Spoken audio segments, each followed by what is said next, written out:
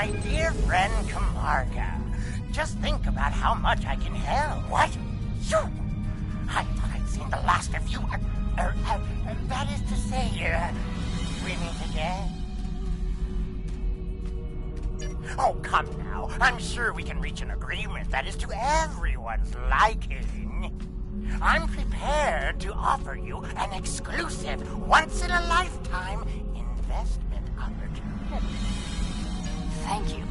That insistent Ferengi has been trying to make new trade deals with us since he first visited our system. Oh, everything he tries to sell is either broken or worthless. Thank you. It's good to see you again, and under much better circumstances. You'll be happy to know that our star remains stable. We've not seen any Tholian ships since the incident, thankfully. The decision to explore was somewhat controversial, however. Many Lukari were resistant to the notion. We settled this moon long ago, after we were forced to leave our dying homeworld of Kentar. It was a difficult journey for us. Once we found our new home, no one was very excited about space travel. Still, the exploration initiative passed. Considering my experience, my people have chosen me to command the LSS Concordium. It was an honor I proudly accepted. Our ship is ready to go, and you are. While we have some catching up to do, we've engaged the best engineering minds of our world to modify this vessel. I'm quite proud. We've done a lot in a very short period of time. We've added some of your defensive technology to this ship, as well as some warp drive upgrades. The Concordium is now capable of sustaining a top speed of just over Warp 4. Our collaboration with your engineers has been quite inspirational. We've started work on a starship of our own design. One of many to follow the Concordium to the stars. Our ship is ready to go, and you are. For our maiden voyage, I've chosen a star that is close enough to be within reach, but still just outside the area of space that you've explored, and obviously one that we haven't visited yet. According to your star charts, it's a yellow-white star called 20 Draconis. This isn't over. Believe me, the next deal we make will be on my terms.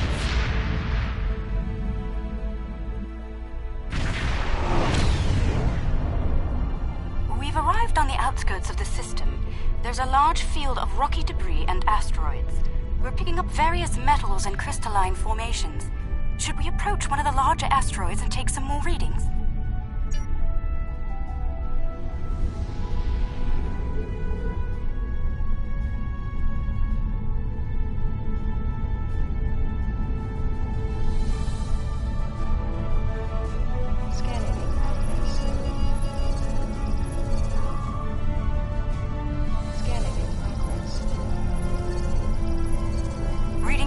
Now, large quantities of silicate, hematite, cadmium, iridium. Crystalline structures appear to be the result of deposits created under a heavy impact. Perhaps this asteroid was part of a larger one that broke up in a collision. Sensors are picking up some movement on the far side of the asteroid. Not simple orbiting debris either.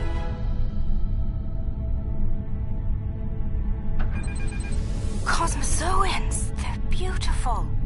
Do you have any information about them? Intriguing. The Gekli communicate using radio waves and feed on dust particles and energy emissions. And, it seems an adjustment of our EM band is in order. I don't like the idea of the Concordium becoming...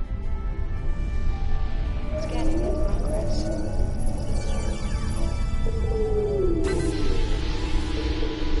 We've adjusted our power systems.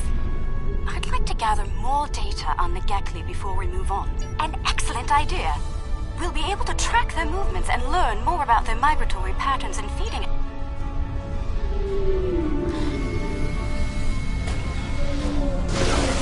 Data's coming in from the Gekli. I'd like to expand the number of tagged subjects to optimize data collection. Let's get close enough to slip in with a pod and join them in their swimming.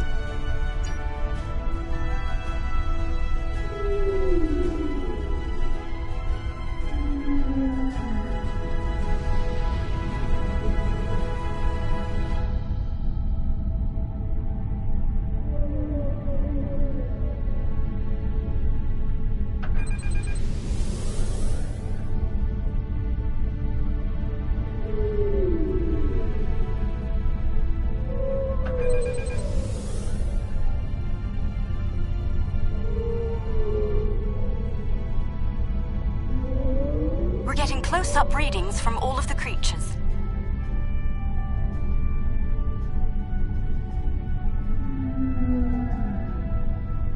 They're treating us like one of their own.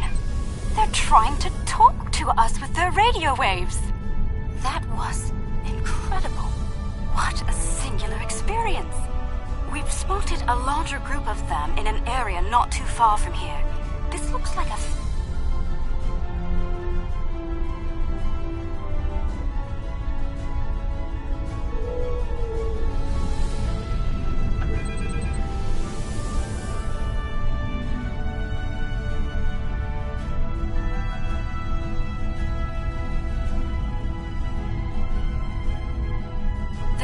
that several Gately pods frequent this area. There's a lot of dust and particulate matter, but we can't see how the asteroids are getting broken down. I think there's something we're not seeing on the visible spectrum. Your ship has a stronger deflector than ours. Can you emit a particle wave? We could use that to illuminate things that might be happening in different spectra.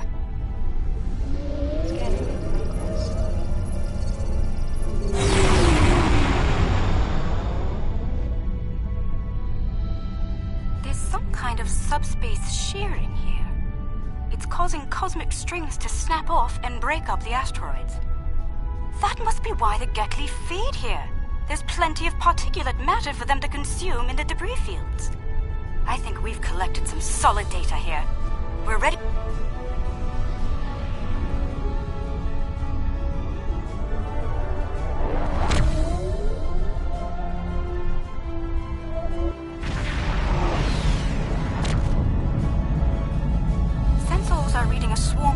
Passing by this stellar body. They look to have an orbital period of about 173 of your standard years. I'd like to know if they came from outside of the system and were caught in its gravity, or if they originated here.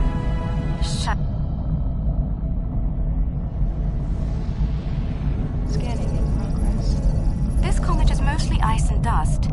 There are indications that the cometary matter formed around a magnetic core. The other comets may be more interesting. Let's move to the...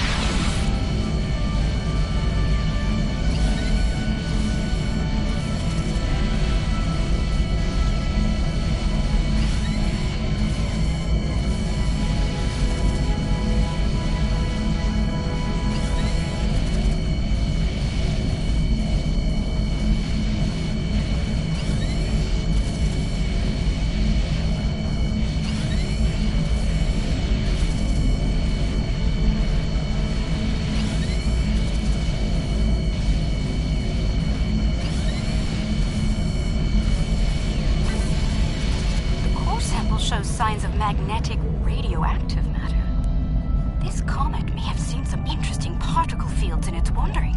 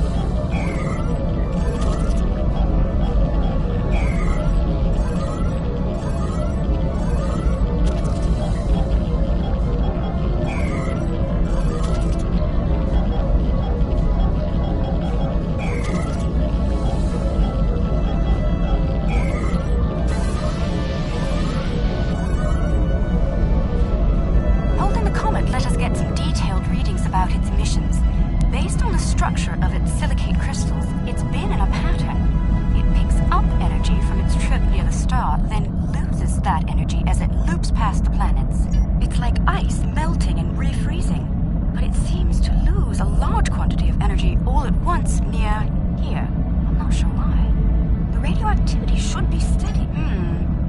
These comets seem to have a long orbit that coincides with the orbit of a Class A planet nearby.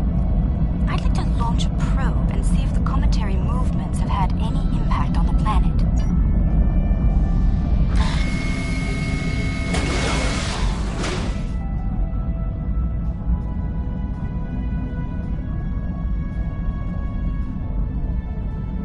Probe data received. The planet is radiating a considerable amount of heat for its size. Nothing our shields can't handle, but I don't see any expeditions to its surface happening anytime soon. Curious. I'm picking up several large, moving sources of energy. Sensors indicate they're a life form of some kind. A Cosmozoan, but not the Gekli. I'd like to study them if we can.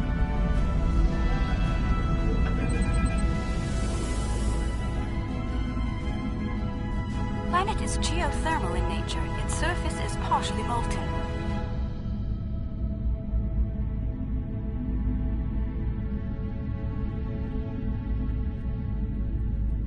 No life forms detected planetside. Then again, it is rather warm down there.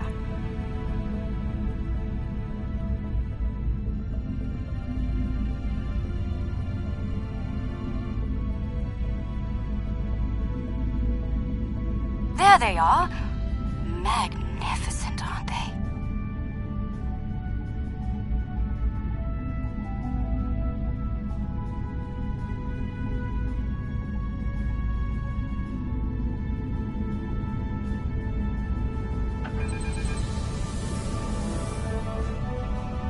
The creatures are luminescent ovoids?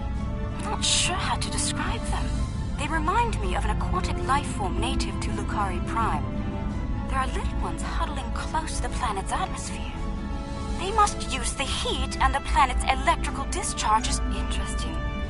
These life forms were encountered by the USS Enterprise D on Deneb 4, someplace called Farpoint Station. They haven't been seen anywhere else since. We shouldn't harm them or their young. Let's transmit a greeting, then be on our way.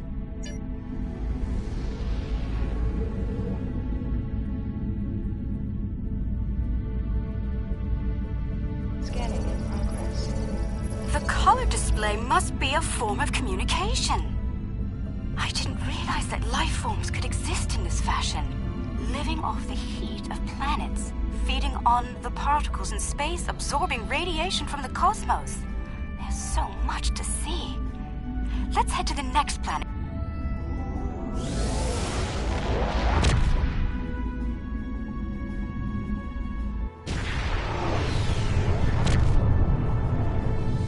Are you seeing this? My sensors indicate this planet is completely devoid of any organic material. And yet, it has a breathable atmosphere and lies well within the system's habitable zone. I'm picking up residual levels of radiation. Oh my. I believe I know what happened to this world. Some kind of proto-matter wave happened here. Not if you know how to resolve the chaotic turbulence with a Tarfine reduction. This was a recent event. Some kind of proto-matter incident happened, and it wiped out all life on the planet. I think we should send an away team down.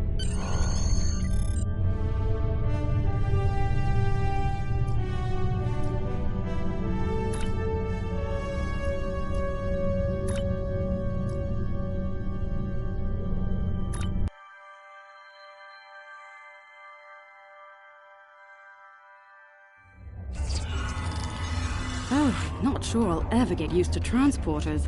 Let's see. Initial scans suggest this area used to be inhabited, but I can't find a single trace of organic matter. None. I see some carvings on those canyon walls. Let's take a look.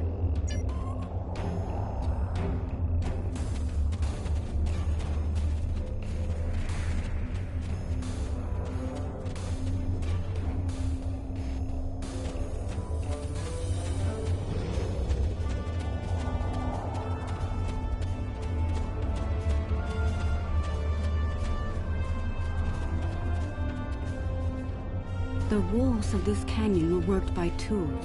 I'm sure of it. Sentient life forms lived here.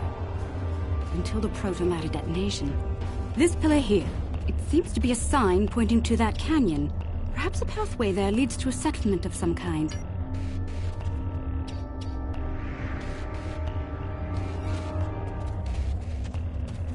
Look, there's some kind of large structure further down the canyon.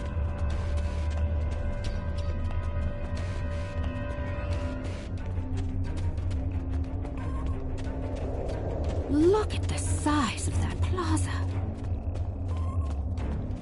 These people must have had quite a developed culture.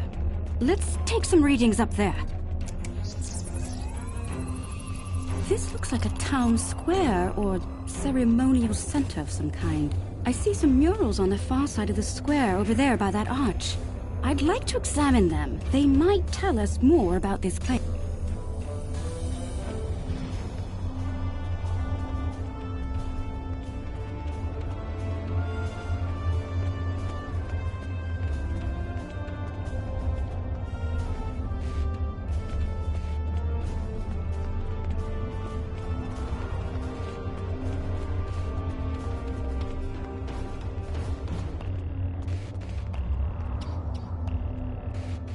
These murals depict people bringing some objects to this place. Crystals or gems, I believe? They built their settlement around this site. I believe it was a place of great significance to them. The next mural...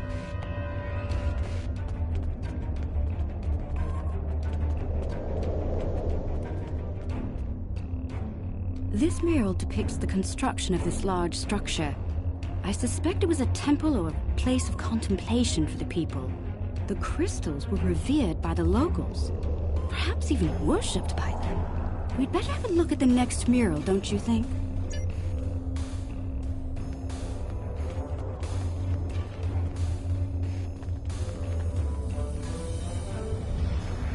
The crystals depicted in this mural appear to be growing for some reason.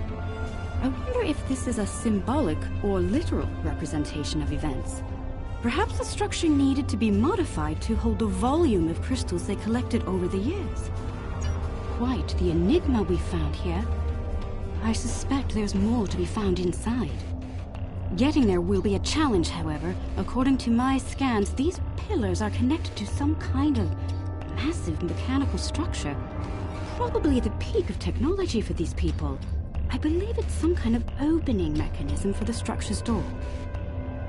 We could probably force it open, but that could damage the structure, and too much force could even collapse it entirely. I suggest we create a holographic forensic reconstruction. Yes, it would be based on analysis of things like footprints, wear patterns, and local construction. We can learn what people did here, how they went about their lives, and how they made the device work. We'd be watching a replay of history, roughly speaking. Let's start by gathering information from relics and leftover traces of the people who once lived here.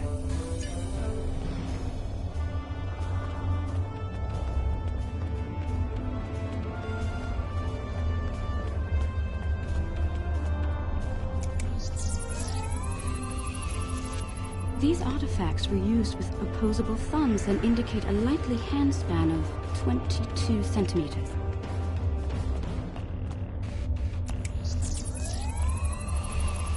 Based on these footprints, these people had a stride that places them at about 1.6 meters on average.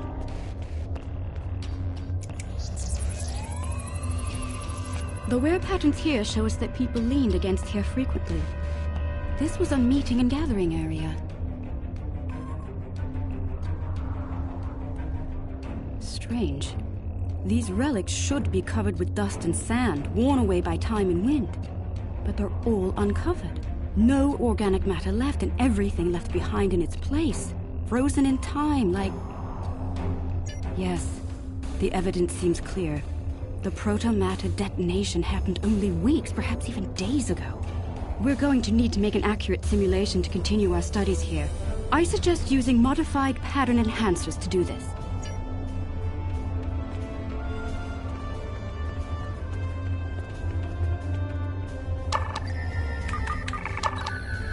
Enhancers online. The signal is strong and clear.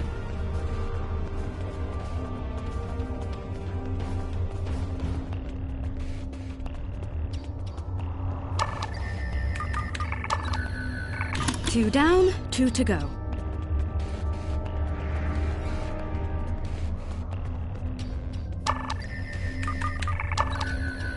That's 3. 1 more and we'll be ready.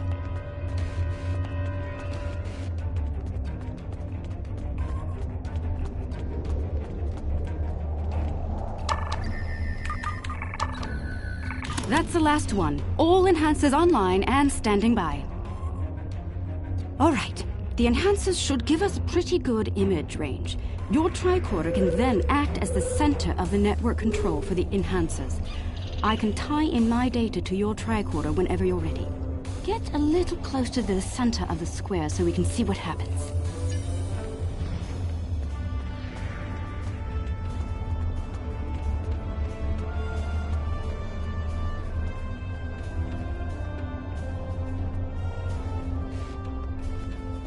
Note that the alien is using the pillars in a specific order.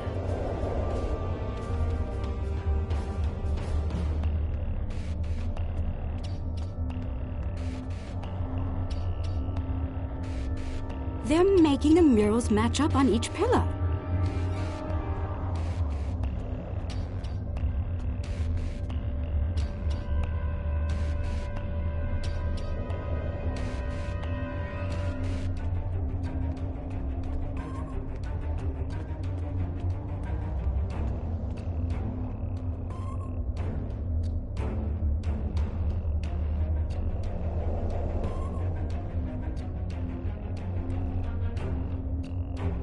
Looks like some kind of functionary, priest or bureaucrat, I think, would unlock the door by turning the murals on the pillars. The top mural on each pillar seems to be locked in place for reference. We should follow the order they used on the pillar mural.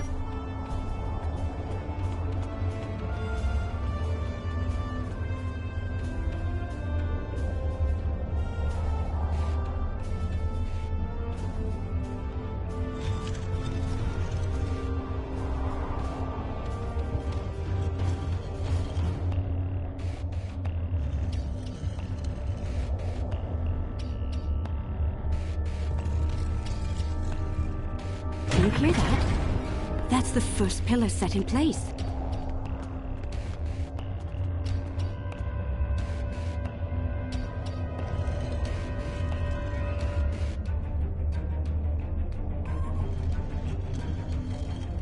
That's 2 pillars set into place.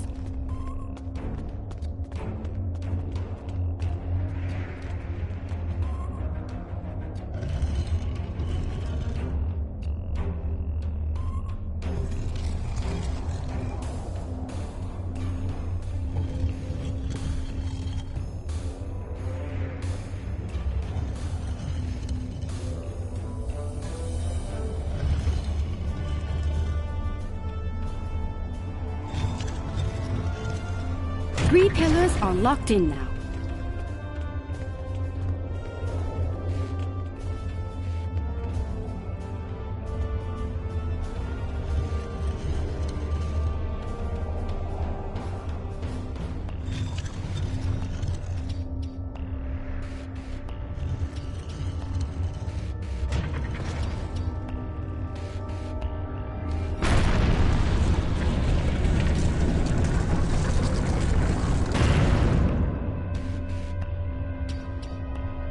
That's it! It's working! Well done!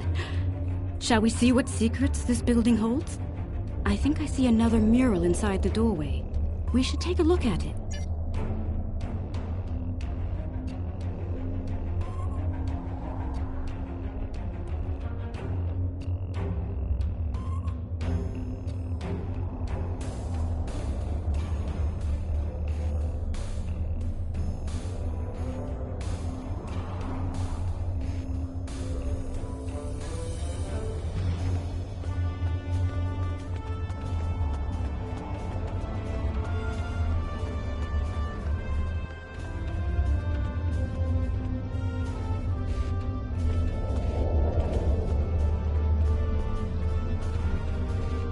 Isn't that the symbol of your Starfleet?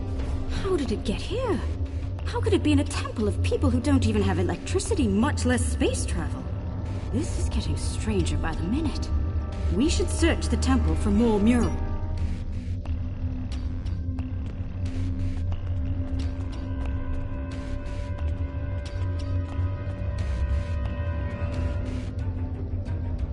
Those people in the picture, they don't look like the others. What happened here? If Starfleet officers contacted this civilization in the past, why wouldn't you have a record of it? We should head deeper into the temple and continue our search. I think the panel on the wall here can be pushed to open something. Those inner doors across from the panel are opening.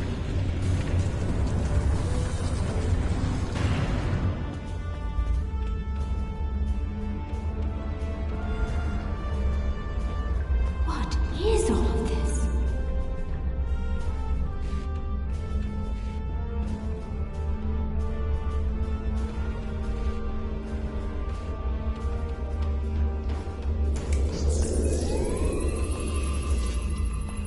According to my tricorder, we've reached ground zero.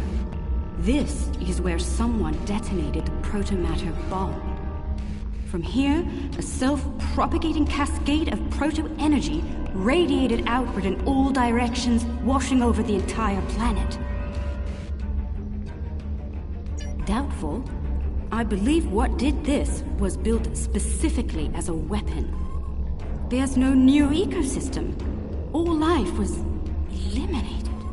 I'm picking up a residual energy signature here. Take a look.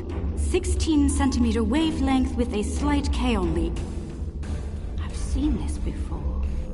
It's a byproduct of Zenkethi technology.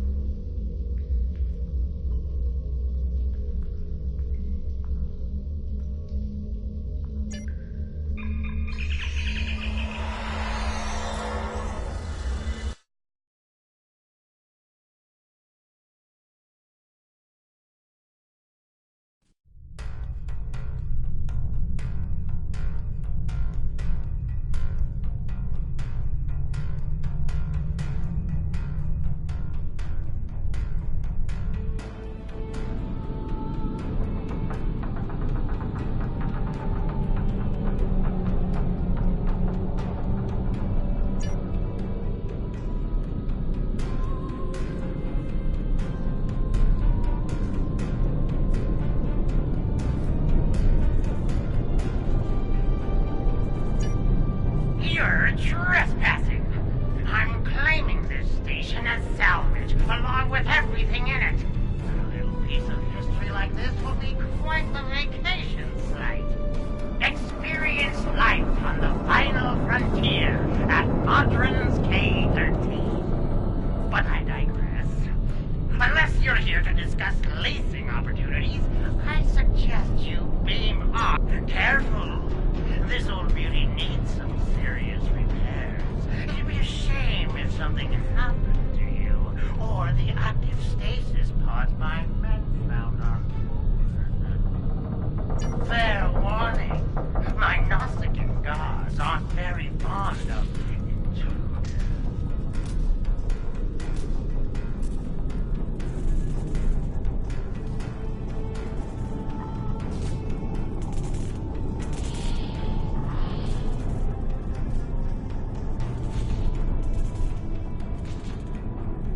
I'd be happy to sell the pods to you.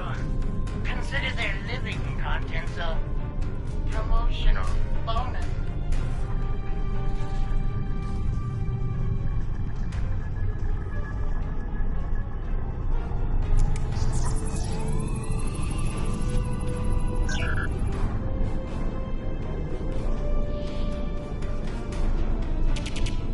Enemy target on sensor.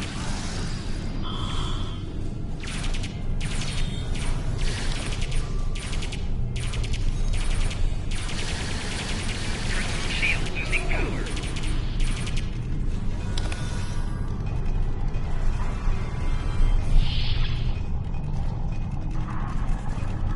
Chief Engineer's Log, March 18th, 1570. Had a discussion this morning with security about our Klingon prisoners in the brig. We can't just leave them locked up, or execute them, or exile them on the planet below. Setting them free isn't a popular notion either. We're still looking for options, but I think the stasis pods we have in medical will come in handy.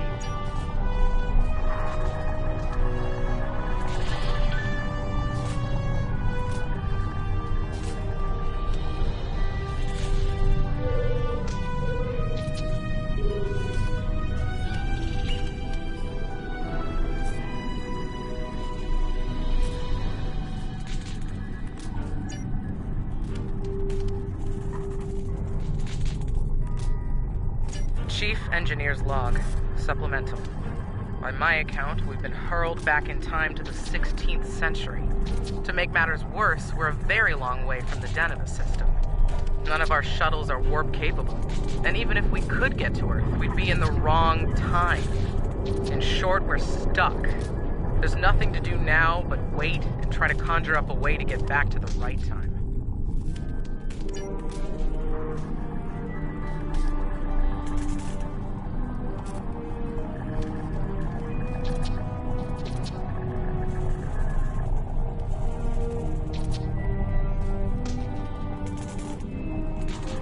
The fines for trespassing are quite severe, and I plan on collecting them.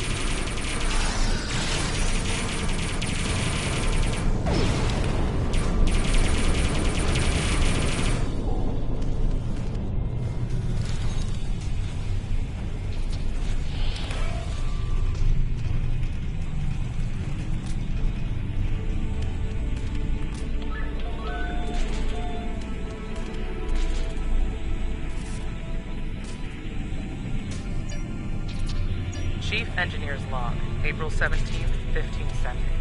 Today we visited the planet we're calling Draconis 3 to collect supplies. The good news, there's a humanoid civilization down there. The bad news, potential Prime Directive violation. Our landing party was seen beaming in by some of the locals. We're hoping that doesn't impact their culture in any way. One thing's for sure, they can't help us go home. Their tech level is Bronze Age at best.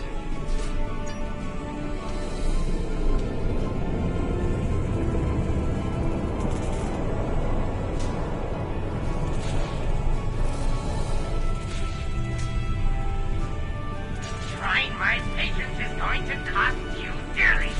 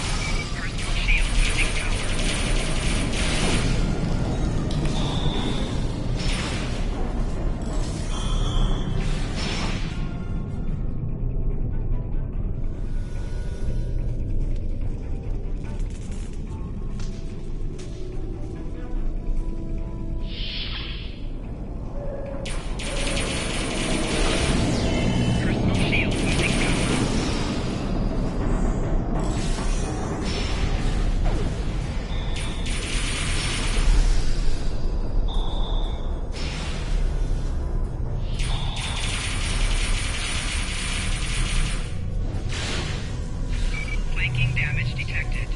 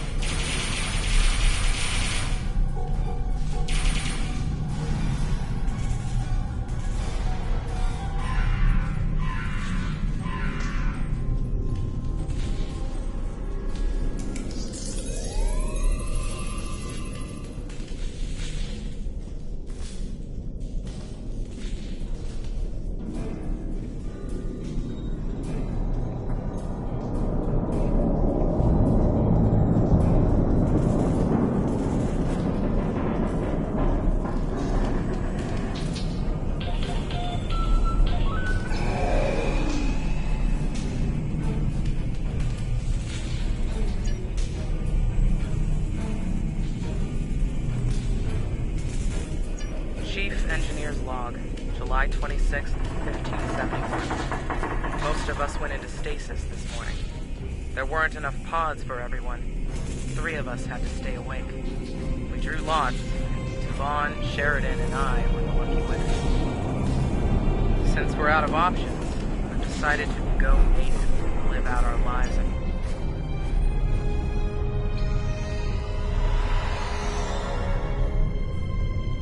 Rule of Acquisition 431. When the shooting starts, let the mercenaries handle it. Handle this, Captain!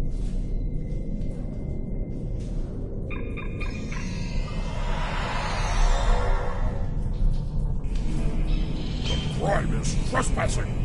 The sentence is death.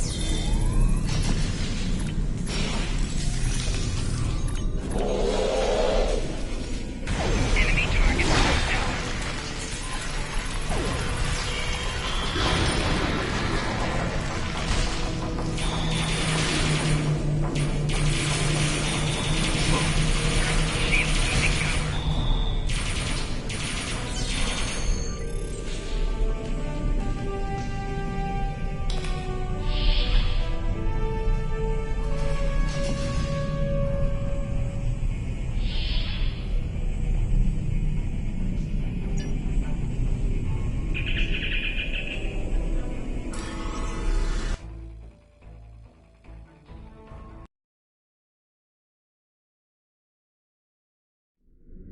I see you took out the Nausicaans on my station. I'll just add their fees to your tab.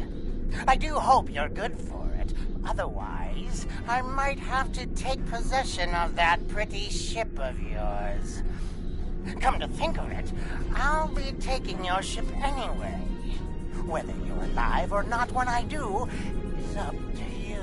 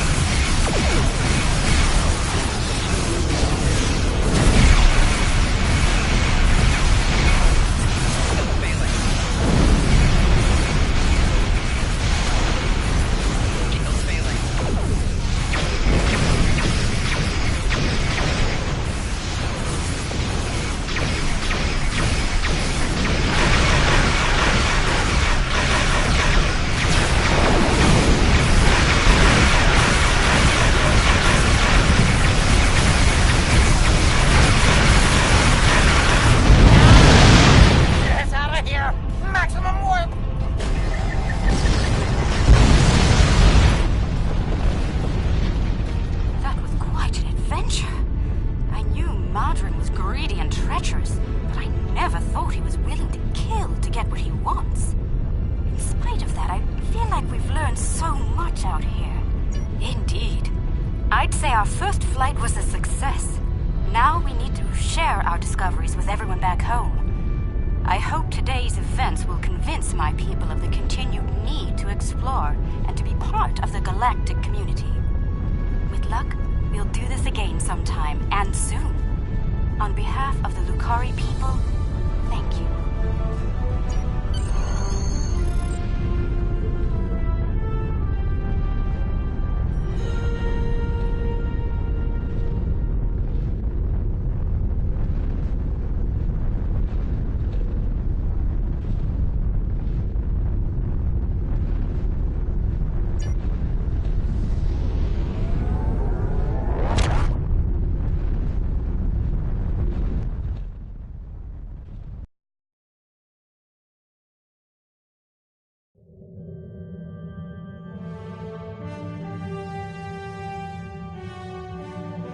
I'm happy to hear the Lukari handled their first experience with space exploration well.